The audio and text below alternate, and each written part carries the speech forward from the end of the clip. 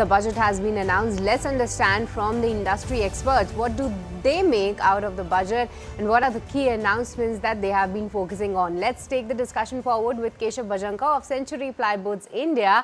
And Keshav, first of all, a very good evening and thank you so much for your time.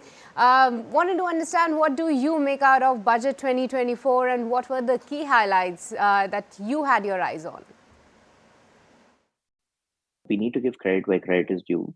It has been an excellent and a very well-balanced budget. I think the focus on the long term is clear for everyone to see. The investment in infrastructure of 11 lakh crore plus, I think that is a step in the right direction, and that shows the continued vision that has been laid out in the past few years.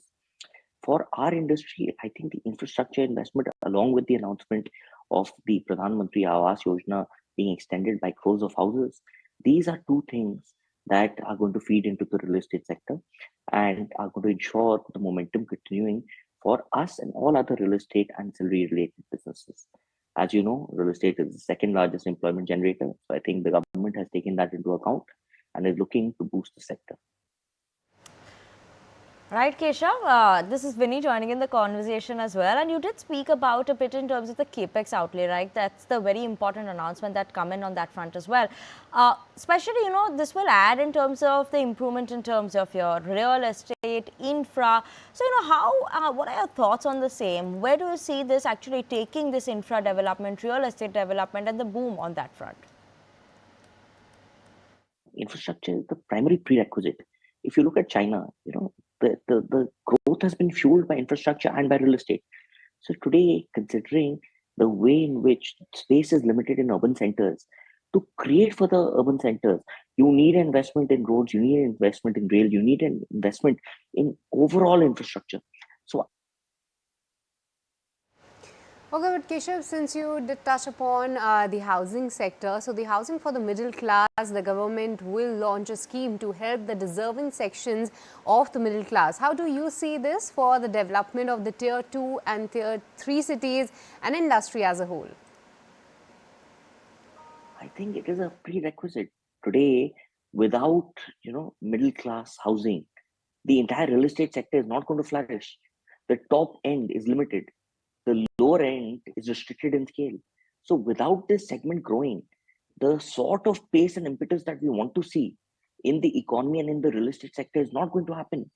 So the focus on the Pradhan Mantri Awas Yojana, I think, is a fantastic step. And going forward, because a real estate developer doesn't only make high end or doesn't only make medium end, doesn't make low end. It is about a bouquet. When you see demand growing in one segment, it will automatically lead to demand growing in other segments as well. So I think there is a thrust on real estate that this government is pushing, and hopefully this continues for the foreseeable future. Right, and you know, obviously the focus has also been on improving connectivity and on the rural areas as well, and especially rural has been a bit subdued in terms of recovery from the consumption front. So, do you think all this focus that's coming in from the government on this front will be something will help improve the participation from these areas?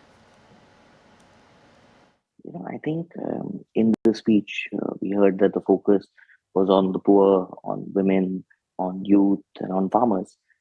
So the government is clear; they need to focus on the rural sector. Connectivity is a prerequisite. So the infrastructure expenditure that is going to lead to higher connectivity. I think that, you know, intuitively, what this tells me is the government is looking to create a far greater share of the rural economy by converting the rural economy into semi-urban. The connectivity is going to lead to the rural moving towards semi-urban. So I think this is going to be a very good step and a step in the right direction. Well, thank you so much, Keshav, for joining us today. With this, we'll let you go on that. Really appreciate your time.